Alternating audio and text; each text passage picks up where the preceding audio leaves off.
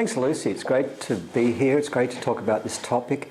Has anybody in the room not heard of the One Belt, One Road? Okay, have you heard of the Belt and Road Initiative, the BRI? Okay, the BRI.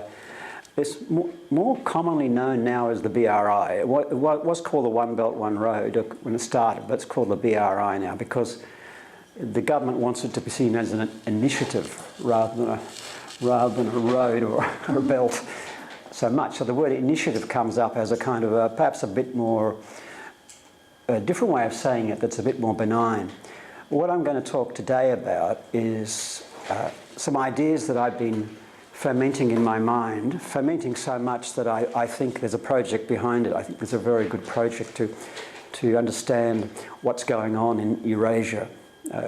Now, the One Belt, One Road, as I will mention a little bit later, I'm using a term called assemblage. It's an assemblage. It's a bit like bits and pieces stuck on that can be taken off or added on. So it becomes different as it develops. It won't be the same next year or the year after, and it wasn't the same as it was 2 years ago. As it's being developed, more bits and pieces are being added to it. And more players are coming in, and some of them are coming in with enthusiasm and some are coming in reluctantly. And for Australia is sort of positioned outside the BRI, One Belt, One Road, but perhaps we should be thinking that we are part of the BRI. I mean, there is an argument to say we should be. So I'll move on, and my talk today includes a little bit of my personal history. So if you can bear with a little bit of my personal history when I was very young, some of you might like to see that, because this was before we had selfies. You know, before we had selfies, people actually took photographs. And my father used to have this camera that he used to take a lot of time to set up with his camera. And, you know, everyone's got to stand still, get the light meter. It was very infuriating. Now everybody just click, click, click. But so I called it the Belt and Road Initiative, Knowledge, Power and Regional Engagement. So see how we go. The current project that I'm working on is this one here. This is called Digital China, From Cultural Presence to Innovative Nation. And this is a ARC research project which is already in its second year. And what we're trying to assess, if you like, is the influence of Chinese culture as it goes outside China through various online platforms. This didn't happen 10 years ago because the online platforms weren't there. Now the online platforms are there. It's going out very, very quickly. And we've got good survey results already. It's showing us some very interesting things about how Chinese culture is being consumed in various places. For example, South Korea. It's actually doing reasonably well in South Korea, which was a bit of a surprise to us. Although there are some caveats we need to add: Singapore, Malaysia, Indonesia, Hong Kong, and Australia. So we're covering all that territory. And Japan. So the question there is, can China use the digital power of the internet to achieve international recognition as an innovative nation? It wanted to be an innovative nation in 2006. In 2006, they said, we are going to be an innovative nation by 2020. Okay, it's 2018 now, and they are there. They are probably there as an innovative nation, depending upon how you want to discuss that question. What does innovative nation mean? So where are we going? The Belt and Road. Okay, the BRI. The Belt and Road Initiative, or the BRI, describes the overland corridors that connect Western China with Europe via Central and South Asia. And it was initiated by President Xi Jinping in 2013. He actually initiated it in Kazakhstan and then later in Indonesia. The BRI also includes the maritime routes that link China's southern provinces to Southeast Asia and beyond. That's a little bit more controversial, so I'm not going to be talking about that so much today. Well, perhaps I will. The symbolic legacy of this initiative is the Silk Roads.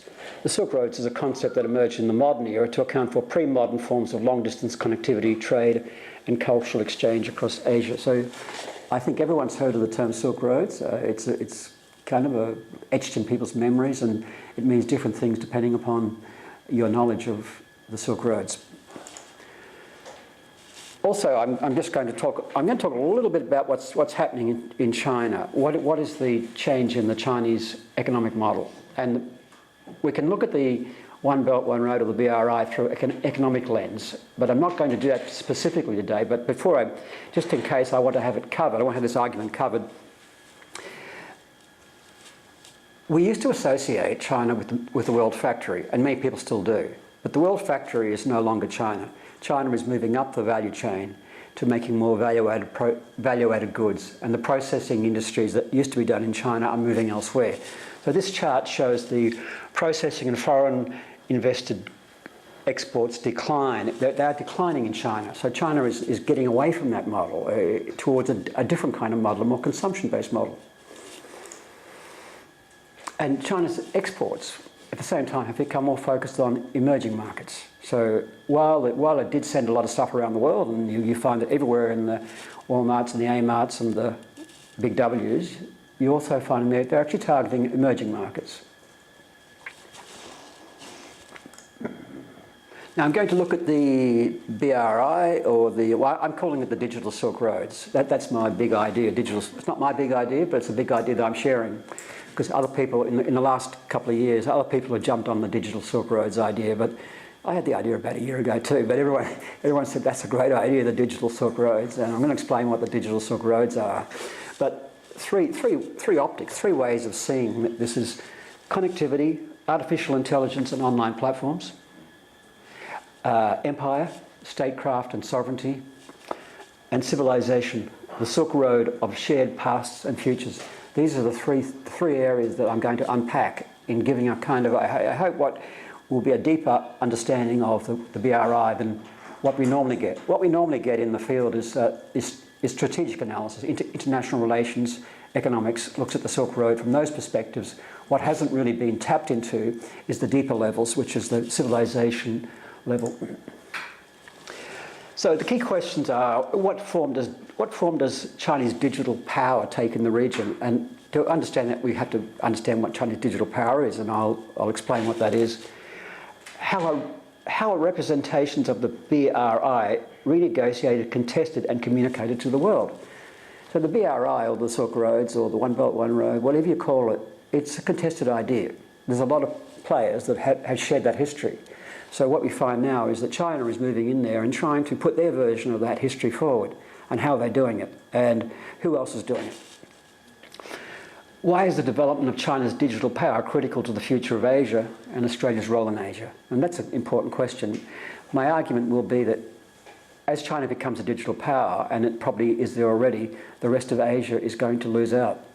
And this is an argument put forward by somebody else, but I'll explain more as we go on.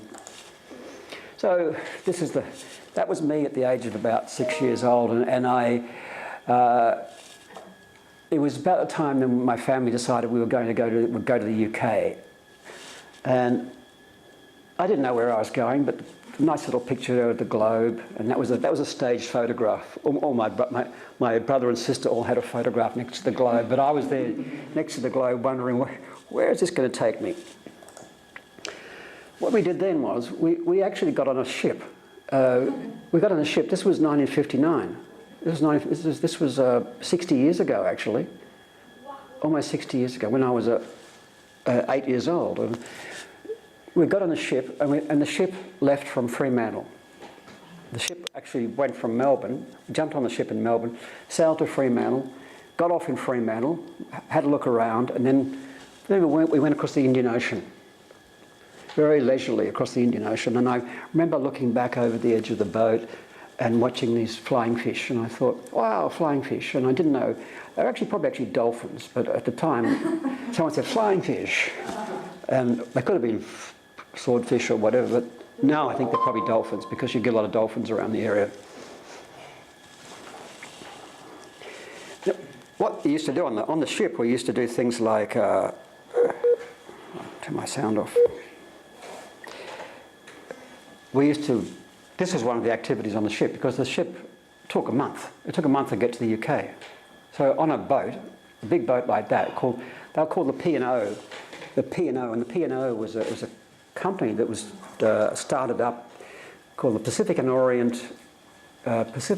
something trading company that used to service the Indies, India and those areas, the colonies. It was a British company. Later on, it became the boats were used to transport people from the colonies. And as we were in the colonies, so to speak, in Australia, this was the way you got to the UK in 1959. You could fly, but the flying was a little bit more.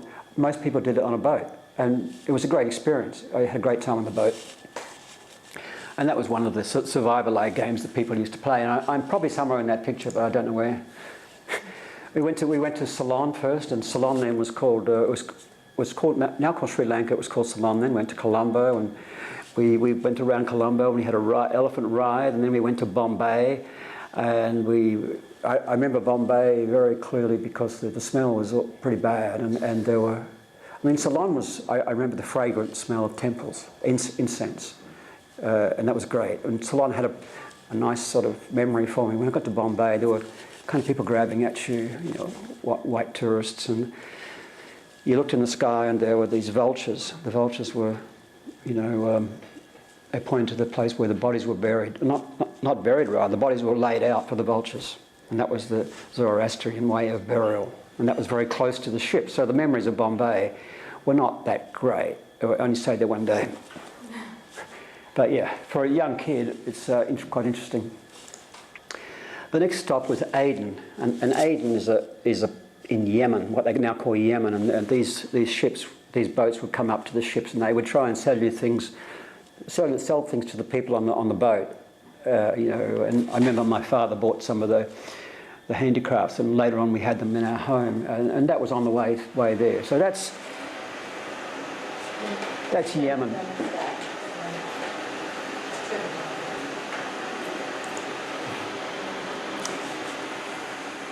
And during those days, if you went to the UK, you would go through the Suez Canal. And not many people know what the Suez Canal is, or we know that it's an area that's had a lot of regime changes and assassinations and insurrections over a period of time. But in those days, the ship would leisurely go through the Suez Canal. And my father got off the boat. It's my father there.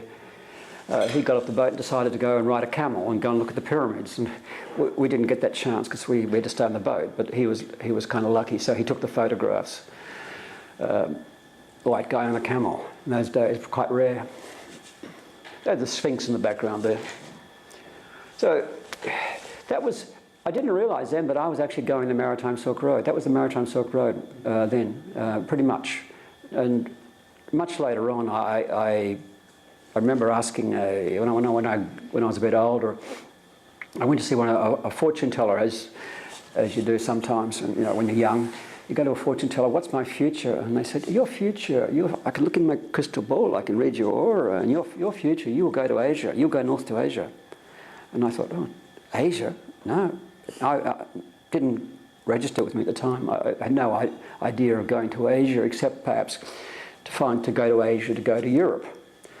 And that's basically what I did in 1989. I decided to go to Europe via Asia.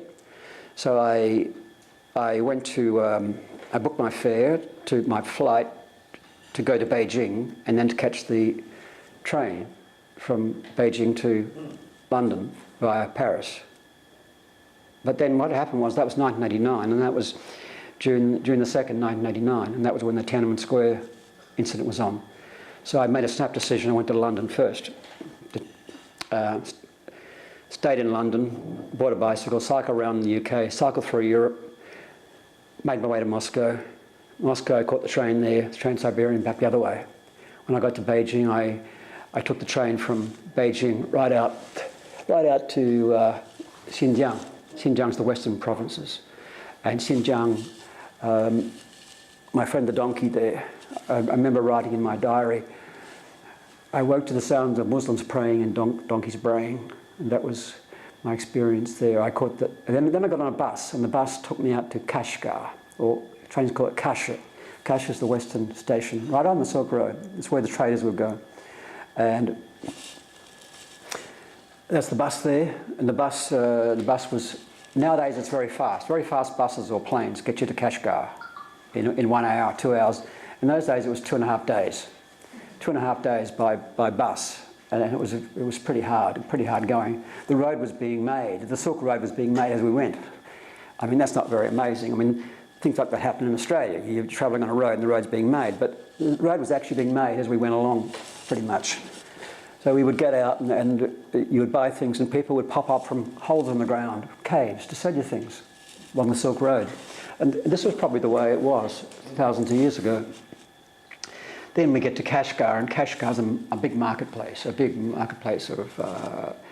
Uyghur people and Kazakhs, Uyghurs, and I had an experience there in Kashgar, very, very interesting. And then I finally found my way home after a period of being away. But that was where I travelled. This is what the Chinese are writing. They're kind of rewriting over their version of the Silk Road, how they want to see it described, how they want to see it. They're calling it the One Belt, One Road, but they're also flipping between Silk Road as well, because they want to bring the whole thing into one kind of narrative that's benign and friendly. And I'll talk a little bit more about what that means in a minute. But what Australia, you could argue that 20,000 years ago or 10,000 years ago, that's 20,000 years ago, Australia was connected to the One Belt, One Road, because the landmass actually connected Australia to what was now New Guinea, and that through to Indonesia. So 20 years ago we were part of the One Belt, One Road, if you want to put it that way. The question is, are we part of the One Belt, One Road now? Or how can we be part of the One Belt, One Road? So we can be part of the One Belt, One Road. Actually, this is a theme park in the Gold Coast. That's been a concept that's been come up by the Mayor of the Gold Coast in collaboration with the Chinese to do an Australian-Chinese theme park. And they're calling it a One Belt, One Road theme park, Australia theme park. You know, now that the one on the Gold Coast used to be called Australian. You know that thing on the Gold Coast, that Australian wacky place, where that's been closed down. So there's an opportunity for a Chinese Australian theme. Dreamworld. Not the Dreamworld, the one on the Sunshine Coast. The Wannabro. The one called the Wannabro. Something like that. It's a wacky sort of pub that was there, and it represented Australia. So now this could represent Australia, and they decided they'd put the Uluru in there without asking the Indigenous people if that was okay. So this, when it goes ahead, this was an original concept draft. So the One Belt, One Road can be in Australia if you stretch it.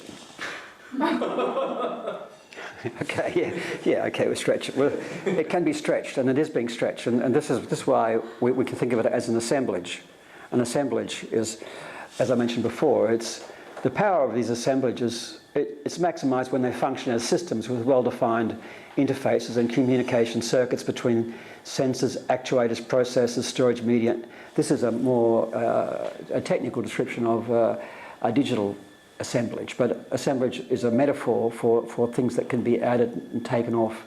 For example, I would argue that the creative economy idea is an assemblage. It's a policy assemblage that bits and pieces have been added onto it and taken off. So thinking of it as something that's kind of flexible and evolving is what I mean.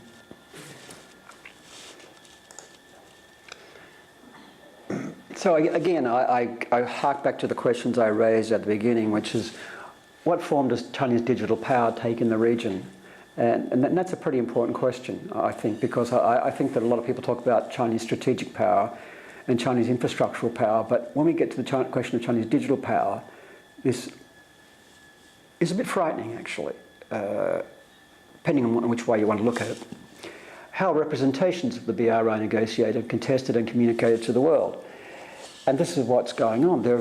Within the time that President Xi Jinping announced the BRI in 2013, but by 2015 there have been over 2,750 articles published in the Chinese Knowledge Database about the BRI. It created an industry of people writing about retranslating the BRI in Chinese terms and hooking it up with the Silk Roads, for better or for worse. So one idea that's I think is quite interesting is this idea of infrastructure and infrastructural space. And if we talk about the way that the BRI is being remapped, obviously the infrastructure space is a concept that's used by Kelly Easterling in this book called Extra Statecraft, The Power of Infrastructure Space. And she says it's conditions by which certain things are made possible. Well, actually, that's actually my paraphrasing of infrastructural space. I wrote that, actually. Conditions by which certain things are made possible, for instance, productive cooperation and innovation, or sustained cultural diversity, whereas other things remain contested identities, maps and boundaries. So I'm going to talk a little bit about what this idea of infrastructure is, because generally people associate the One Belt, One Road or the BRI with infrastructure, and it is infrastructure. It's building ports, bridges, tunnels, roads, but there's more than that. So getting back to this three optics, which I'm going to unpack here. The first optic is connectivity, the second optic is empire, the third is civilization. And the first idea I want to talk about is the idea of digital superpower. And this is Alibaba's campus. So Alibaba's, if you go to Hangzhou and you go to see Alibaba, they've built a whole new campus in an area of Hangzhou that was nothing 10 years ago, Yuhang district. And the local government's thrown in a lot of money, and you walk around Alibaba campus and everyone's on their phones, everyone's connected, everyone's working hard 24/7, not 24/7, but they're working very hard, and they're stressed because Alibaba is pushing people to work hard. So when we talk about the idea of China as a digital nation, we have to take into account the rest of the world. And this graphic here is interesting. This is 2017, but it shows the relative uptake of Chinese online applications compared to the dominant ones. And you can see that Facebook and YouTube are really quite ahead, and even WhatsApp, Facebook Messenger, but coming up quite fast is WeChat. And further down you've got Sina Weibo and Baidu. You've got the Chinese platforms that are emerging. Now, will they dominate? That's the question. Because from what we've seen, and I'm not sure if I've got a graphic. I'll just see if I've got a graphic to show. Yeah, what we see particularly, from our early observations, is that WeChat is in the green, and it's hardly even used in South Korea. People don't want to use it. Don't use it.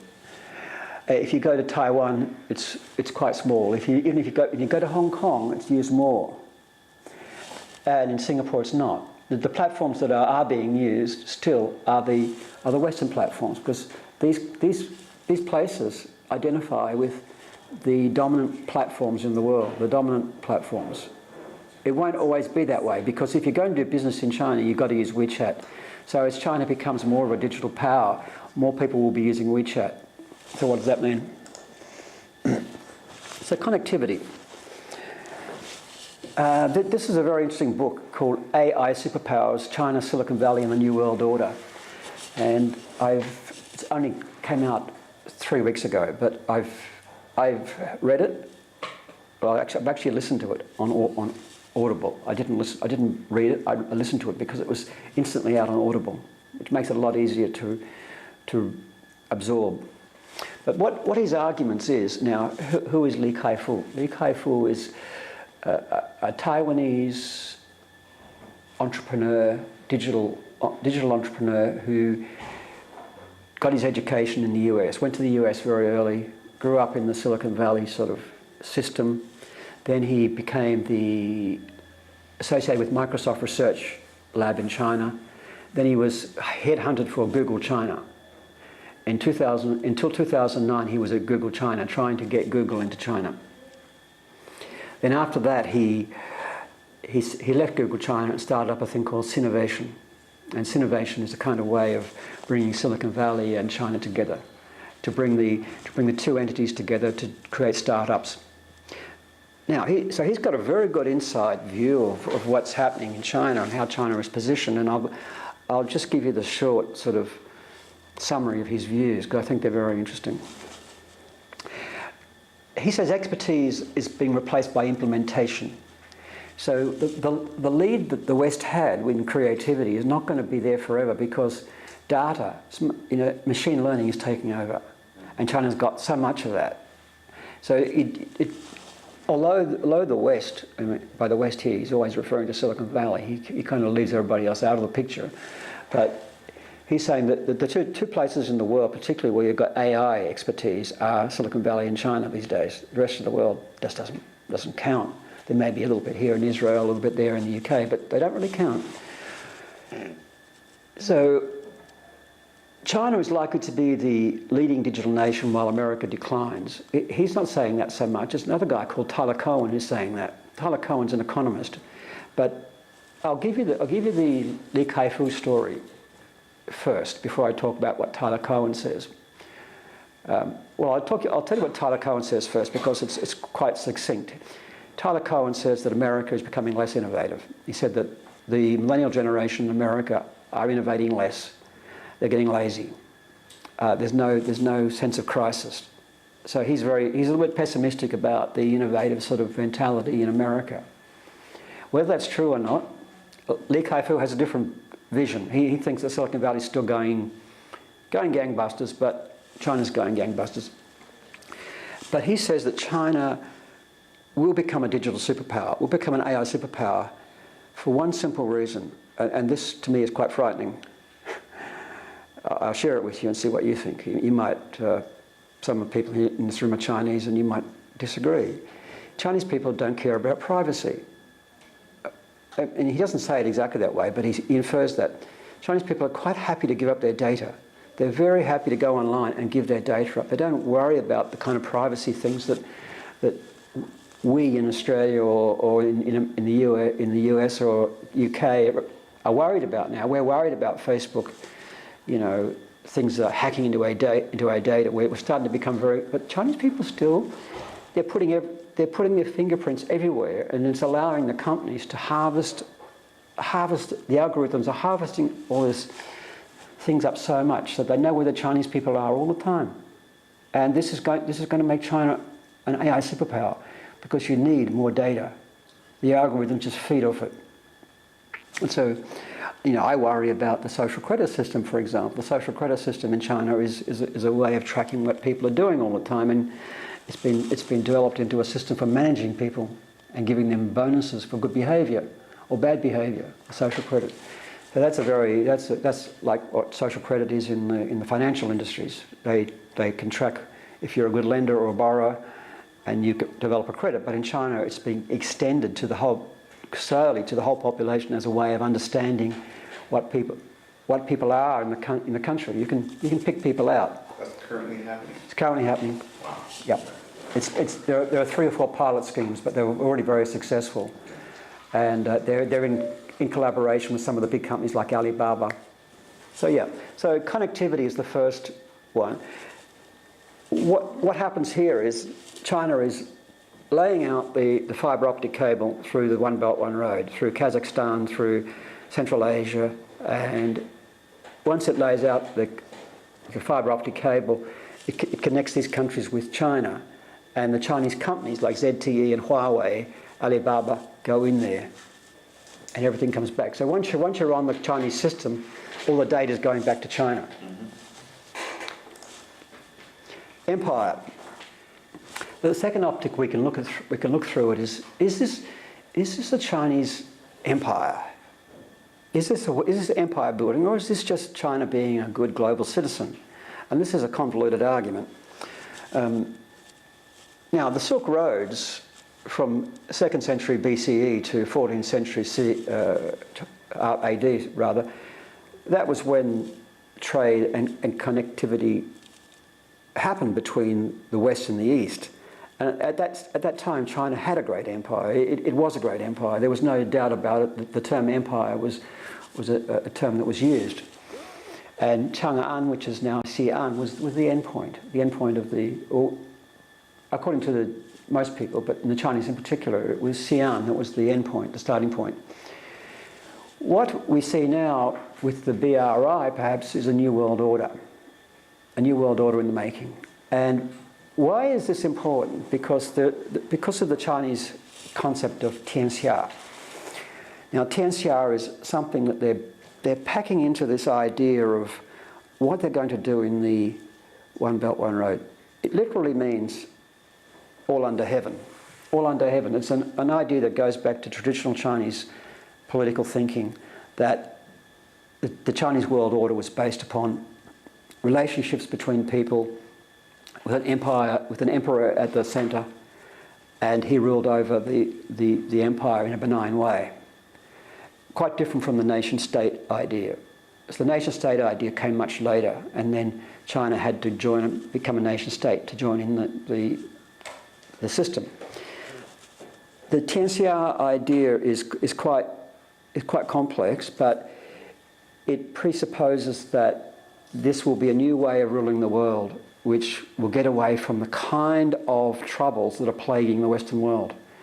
Because people in China can look at the Western world now and they can see this is falling apart. This system that you've developed, capitalism, nation states, it's fragmenting, whereas in China, our system based upon Tianxia is a much more suitable system for the world, and they can export this idea to the One Belt, One Road countries. So the idea of civilization is the third way of looking at it. The idea is very related to Tianxia, the civilization state. There's this concept that China is not really a nation state in the sense that but it harks back to history where it's a civilizational state. And so you have people like Martin Jakes. Martin Jakes, a British Marxist who wrote a book called When China Rules the World. And another person, Zhang Weiwei, who is also a writer who wrote a book called The China Horizon, Glory and Dreams of a Civilizational State. So the idea of a civilizational state is being put forward as a different way of looking at the world. And the question is, how might the shared history of the region be used as a glue to cement relationships between China and its Central Asian neighbours? By promoting this idea of civilization, shared history. In order to do that, it's easier said than done though, because these regions are quite complex and they've got different... One of the things that immediately comes to mind is that China has no real religion. Well, you can say it has Christianity, it has Buddhism, but it doesn't have a creator. It doesn't have a creator God, whereas most of the other countries in the One Belt, One Road belong to some kind of creation myth. And there is a very strong ethic of a religious ethic. So the idea of a Chinese Confucian civilizational state may not fit very well in Islamic countries or other places along the One Belt, One Road. That's one of the issues with the civilizational argument. But this is what you see in China now. You see this AI superpower. This is in Shenzhen last year when I was there, and everyone's focused on how China can become very, very a global leader, and it already is a global leader according to Li Kai-fu and many others. And many, many Australian companies are flocking to China, and many, many international companies are going over there because there's so much venture capital sloshing around in China, so much venture capital. And where will this lead? Okay, here's one scenario. What will happen in the machine age, the robot age, is that, and this is the crux of Made in China 2025 that Trump's worried about. Machines will take the jobs of people working on the low end. Now that's going to be probably okay for China to a certain extent, although but the rest of the countries in Asia, they're going to lose all that low-cost production that is necessary for a developing country to rise up. They're going to be gutted, and with China becoming the digital superpower, they're going to become reliant on China. So countries like Singapore might fare well enough. They're already a small country, but other countries in Central Asia are going to be using Chinese algorithms. They're going to be connected to China or Silicon Valley. But that's the scenario. So this idea of that should be competitive connectivity rather. Competitive connectivity is a concept used by Parag Khanna. He's written a book called Connectography. But the argument there is that the true map of the world should feature not just states but megacities, highways, cables, highways, rail lines, pipelines, internet cables, and other symbols of our emerging global network civilization. It's a very interesting sort of analysis of how we are connected, increasingly connected. Now these are, getting back to this idea of the One Belt, One Road, why is this so important for China to become a digital superpower? Why does this help China become a... Well, it's the same for it's the same for YouTube and Facebook, really. You know, these countries, these regions are taking up social media so fast. The fastest growing markets for social media use are Central Asia and Southern Asia. You know, people are going online, they're finding these devices, they're finding these platforms, they're sharing things, and so you've got to get in there. That's their fastest growing. So when China gets in there and they can get people on WeChat, for instance, it's great for them. So the question is, how does Chinese culture move through digital platforms, and how is the Silk Road being reframed, reshaped and reimagined through various channels, both government and commercial? This to me is a kind of research question that we're looking at. And just, I'll finish up in about 5 minutes, but what I'm suggesting here is that this is a way we can look at it. We can look at the world, we can look at the New World Order, we can look at Eurasia, and even Australia's role in it through the three levels, which is connectivity, which is empire, and which is civilization. And we'll get a deeper, more comprehensive analysis than if we just look at it through international relations or economy. How we might do that, we're thinking, I mean, you know, one of the ways we would look at for instance, the representations of the One Belt, One Road, the representations, you would go to a CGTN, China Global Television Network. It's an entity that's replaced China Television International a few years ago. It used to be called CCTV International. Now it's the digital version of CCTV, and it sends out representations guided by the government about how to frame China's development ideas.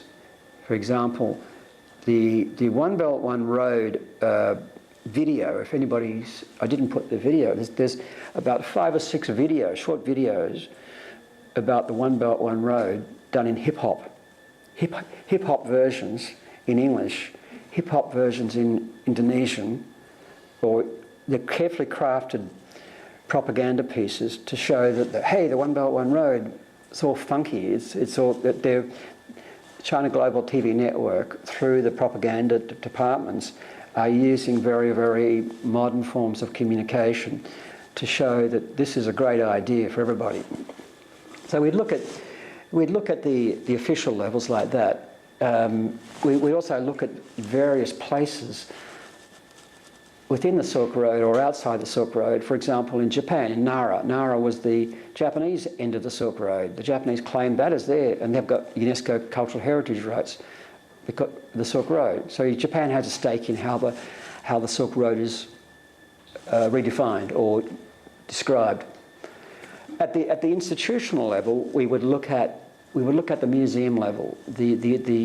For example, digital Dunhuang and the digital grottos at Dunhuang, which Xinhuang, Tencent are engaged in.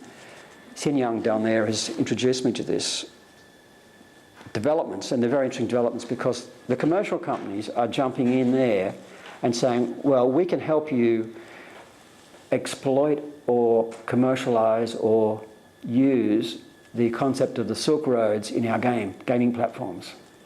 Or we can build virtual reality. We can help you build virtual reality exhibitions that can help promote the Silk Road. But if Tencent are involved in it, they're going to be doing it based on the Chinese way of representing the Silk Road, obviously. But bringing in the history of the Silk Road in a way that keeps everyone happy.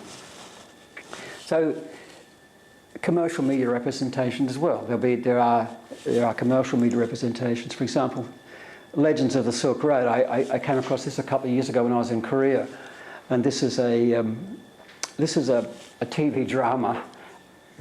I haven't seen it, but I don't know if anybody else has seen it. But I imagine, without wondering too much about it, looking at it, it's in Xinjiang province. And so it's trying to recreate the history of Xinjiang province as being a harmonious place in which Uyghur people and Chinese people all work together and build a harmonious future. So there's a lot of work that needs to be done because these regions are very volatile. But if you can create representations of it, perhaps you can get the message across. And that's finally where I'm going to end up my presentation, on the idea that there are representations of the Silk Road that abound from many different perspectives, historically, from historians, sociologists, political analysts, but now the Silk Road is being reimagined, redefined, and the question is probably at the end of the day, here in Australia, where do we fit in?